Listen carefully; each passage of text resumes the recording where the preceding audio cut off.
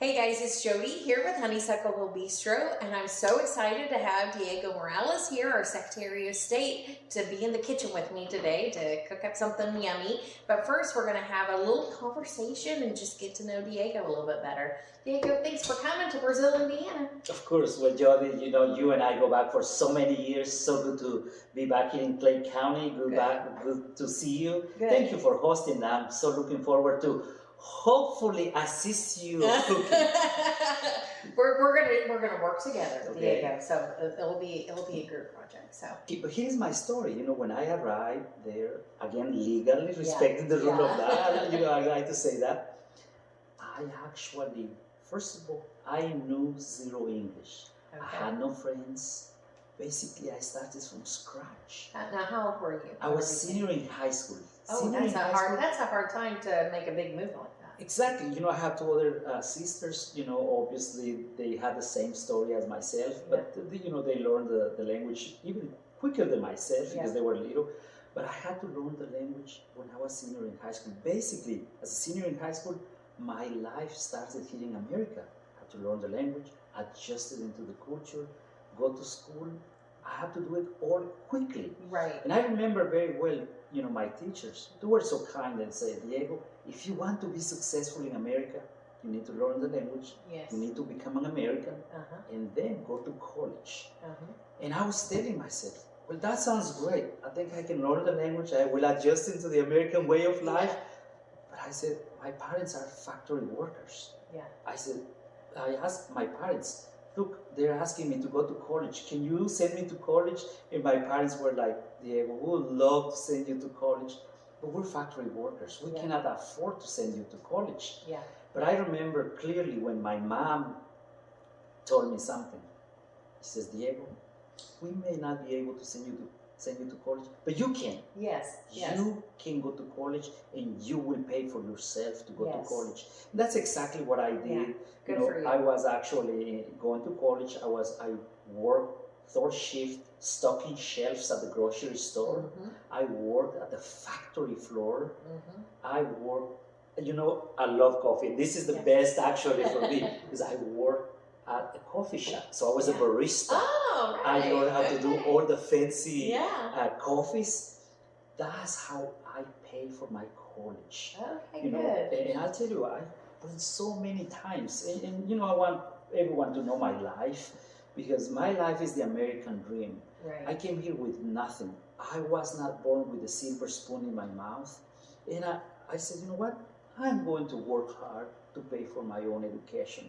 And I'm glad I did it that way because you appreciate better. Yes. So I was on campus when I was invited to a meeting with the college Republicans. Okay. And now, what school were you Indiana University. Okay. Yes. All right. So I came from the IU family. Yeah. So I was obviously sophomore in college.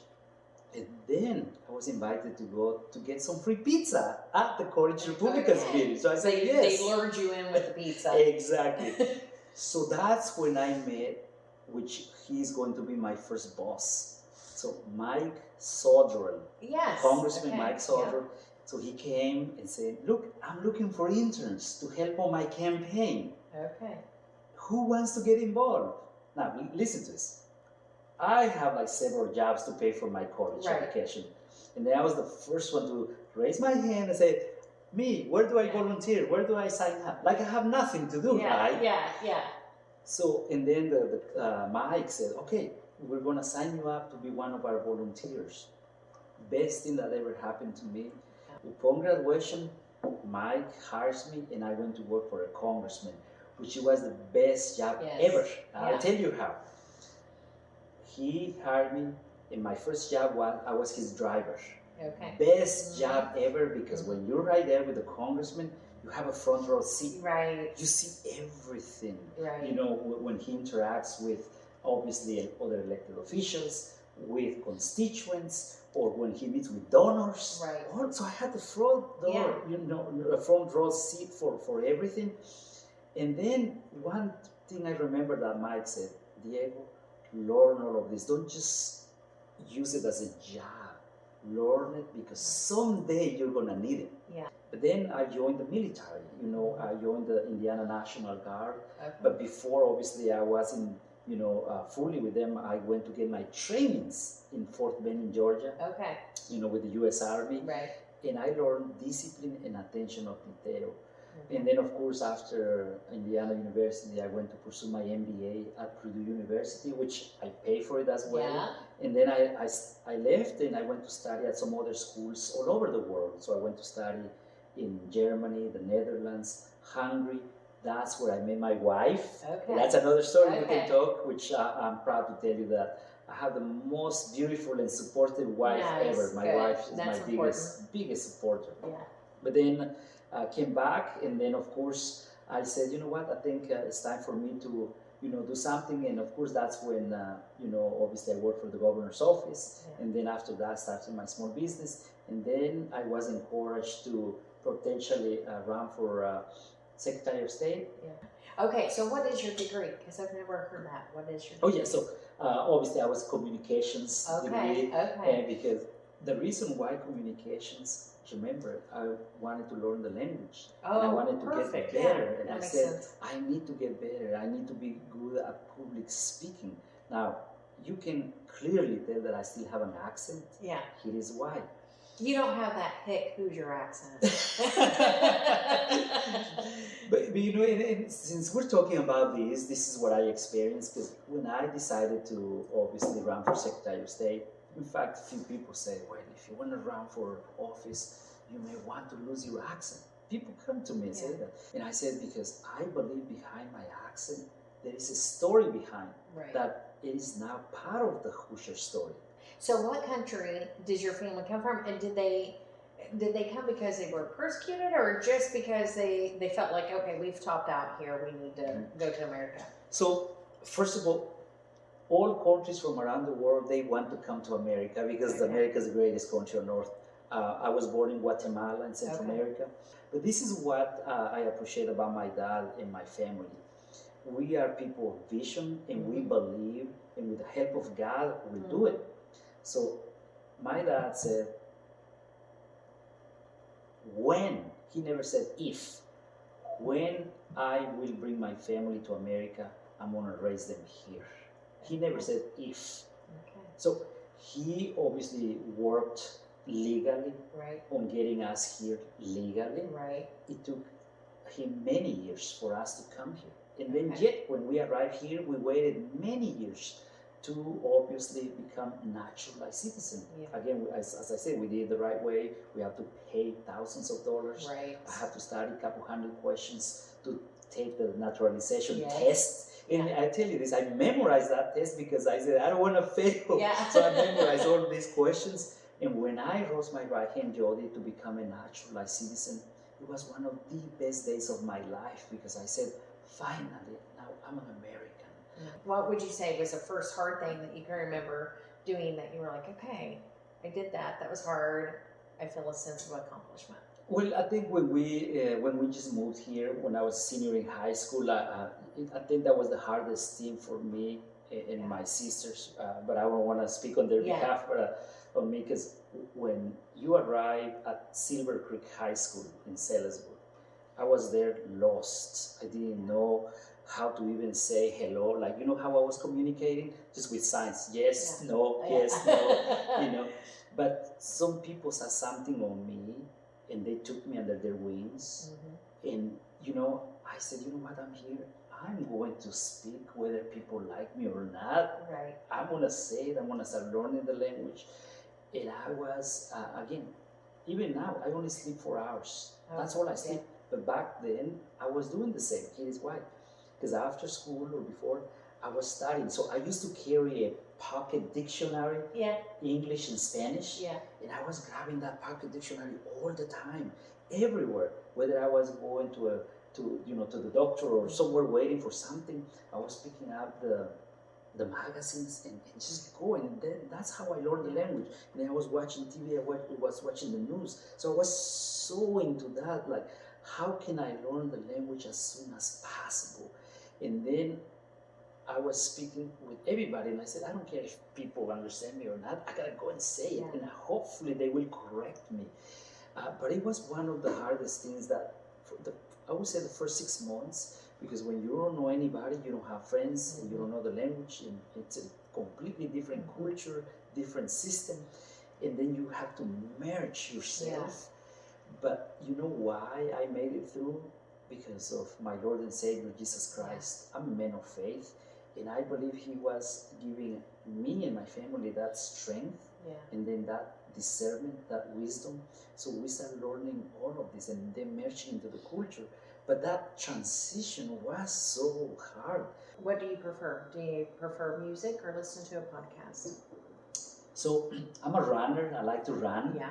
So that's one thing that I like. So when I run, I just listen to my music and just go there. So what's some of the songs on your playlist?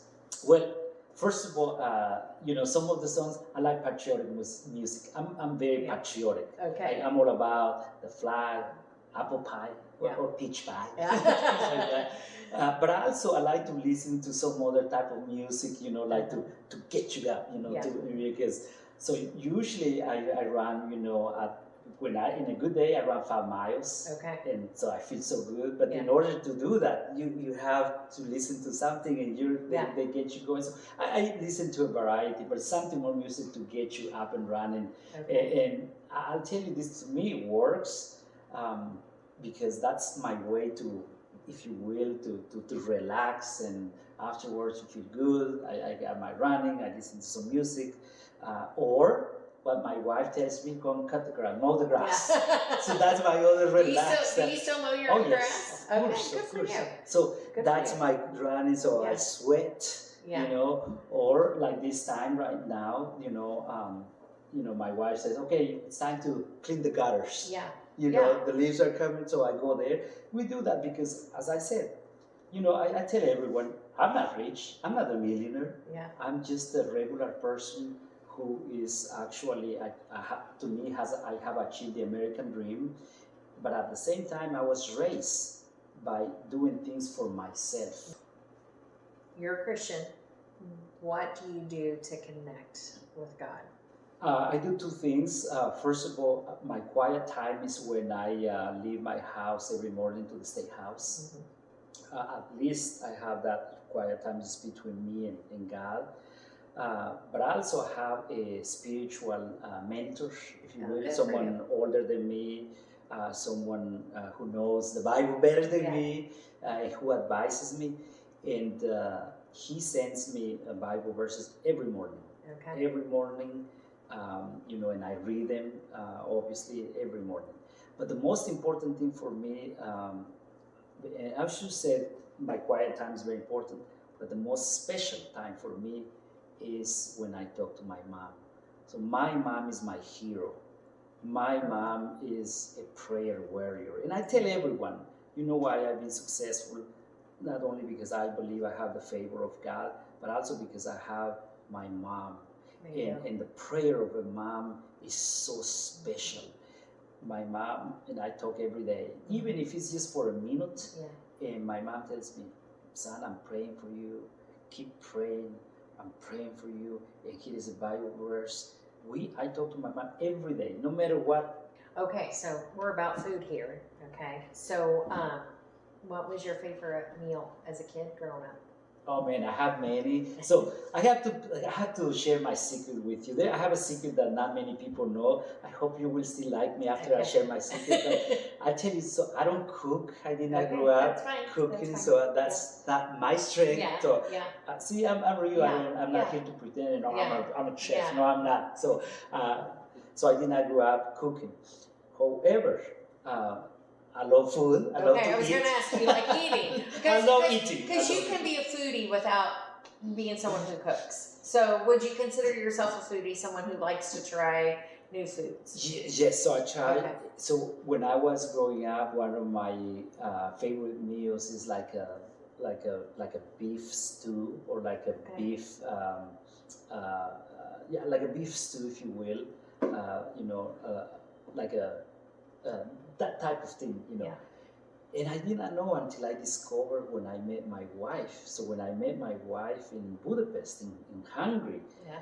so they have what they call a goulash Yes. soup. You know, Yeah. it's like a Yeah. you know soup or like a stew, whatever people Yeah. like to call it. And I said, oh my gosh, I love this. Now I like spicy food, Yeah. so I put a lot of spicy in that. So my favorite meal is that whether like a that stew or soup. Now of course I call it like goulash soup, but here's like a beef stew or beef soup, if you will, which my mom cooks at home. So that's one of my favorite meals, actually, and I love that. I love that. Well, okay, so Diego, we are going to make tacos, which, you know, as Guatemalan, you know, descent, I like tacos you're gonna be totally different. That's what you said you wanted to make, and I said, okay, it's gonna have a Hoosier bed, so we're gonna do it with Hoosier bison from Red Fraser Farm in Owen County. So anyway, that's what we're gonna do. So let's get ready and go to the kitchen. All right, Diego, we are going to make some tacos, but with bison raised here in Indiana. So From I'm Owen excited County, about that. From Owen County, Red Fraser, and so we got 3 pounds here. So we're gonna let it do its thing, and actually, to be honest with you, I made our own little taco seasoning too. So nice. Put that Hoosier accent. Very good. That's awesome. So what I'm going to have you do, Diego, is I'm going to have you wet a paper towel and put it in this little tortilla warmer. All right. So what do you want? So we're going to just lay that in the bottom of this tortilla warmer. And then if you don't mind putting the tortillas in the tortilla warmer, we'll throw that in the microwave. And I'm going to just add some And I water do wash to my this. hands. Okay, you're good. You're So good. how many tortillas? Well, let's just gonna do the whole thing because So how we're do you gonna be want me to feeding put some this? people later. You know, I just would throw the whole package in if you can. It doesn't have to be separated. And so our seasoning is made with chili powder, cumin, garlic powder, onion powder, paprika, salt, pepper. So. Are you bringing any spicy hat? But just the chili powder. You know, it's Hoosier. It's Hoosier, so it's not as spicy as what you probably like. But Both bags, Jodi? yeah, let's go and do both bags. Why not? I think You only everybody's live gonna be once. hungry. Yeah, I hope so. I hope they're hungry.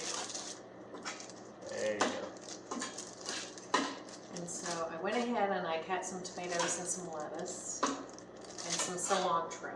Oh, I love cilantro. Good. Actually, I was going to tell you that's one of my, it's my favorite. So, do you ever garden? Do you have a garden, or have you ever gardened? My wife does. Okay, good. So, not me. So what? Okay, so do you eat from the garden? Yes. Okay, so like what kinds of things do you guys? Tomatoes, onions, Yeah. tomatillos. Okay. So, yeah. So things like that, but my wife does all of that. So I tell her that's great because I just like to eat. That's right. That's right. You know, hey, does she pull the weeds? Is she a good weed puller? Because it's hard to find a good weed puller, I have found. Oh, really? Have you noticed weeds in the garden? Or do you even look as you're mowing grass? I don't, you know what, actually, I need to think about it. You're going to have to go home and look whenever you get home. Yes. You're going to have to take the flashlight out and look. So what do you feel like is your creative outlet? Do you draw? Do you dance? Do you sing? Do you knit? Do you macrame? Do you do ceramics? I'm so glad you're asking all of these questions now. Everybody's gonna know. Everybody's gonna know. So do you write? I mean. So now I don't draw. My wife is an artist. Oh, good for her. She's an artist, I cannot even draw a straight line, to be honest with you. Yeah, I can't either. Andy's an artist, but I can't. Yeah. But she's a great artist, and now with CD and I, sometimes we, when we go to, we go to a wedding or something, yeah, we dance a little, Yeah. That's something that we do. We don't do it quite often. Yeah. We should be doing that. Yeah. You give me an idea. Yeah. I think I should take my wife more often, Yeah. Or just go home and dance with her. That would be romantic, Diego. Now, what I do, because my wife likes wine, Yeah. that's something, I don't drink wine, Yeah. but usually to make my wife happy, I sometimes try to get a bottle of wine, Yeah. and then go home and say, sweetheart, here's a bottle of wine, and she loves that. So Yeah. you know, obviously Yeah. your spouse, Yeah. and I know what Yeah. makes her happy. Yeah. That's one of them. Dancing makes her happy. Like to your point, Yeah. I need to do more often. Yeah. I do. So, for example, someday after, I don't know when, but when it's ready, I am going to write my own book. Good for you. I'm going to write my own book. Yeah. And in fact, I already know the title of my book. I know everything. And basically, it's going to be my life story. So we're going to chalk it up. Your creative outlet is writing. That That sounds good. That sounds good. Okay, all right. Yes, Because that's I'm a good. firm believer that everybody has a creative outlet. We're going to put on some Shipshawana happy salt too. Okay. We're just there. Shipshawana. This stuff's pretty amazing. This is great on French fries. It'll make you happy. Okay. So how long do you have to cook the rice? You know what? Not as long as what I did, to be honest with you.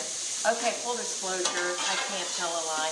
I had to go get some more, make up some more seasoning because it just wasn't there. Yeah. So Now it is anyway, there. now it's there. All right. So now we're good. All right, let's shut the heat off. So Diego, how should I assemble this first? Should the meat go first? Cheese go first? How would you? Personally, I like the cheese to go first. Okay. Okay. And Good. You're the expert. You're the all chef. right. Well, I'm not an expert with. Put a little bit of this on. And then you said you like cilantro. Yes. Cilantro is a must. Does It's your a must. wife Oh, yes, grow yes, cilantro? Yes. Okay. And that's going to be a heck of a mess. But aren't tacos supposed to be messy? Isn't that supposed to be the thing of a You have to of a eat it with your taco? hands. Okay. That's the best. Love. All right. Then I always overfill. Overfill. So, all right, Diego, you want to try it? No. I hope it's good. All right, I'm going to let you take hold of it. Oh my gosh, if this is not good, you make a face. I'm gonna feel Oh, really no, bad. this I'm will gonna be feel like great. a failure in life. Was the there or was it too much there? Perfect. Okay, cool beans. Hey, Diego, Thank you, Jodi. thank you for coming and cooking with me. Appreciate it. Thank you, Jodi. Alrighty. Thank you. Appreciate your friendship.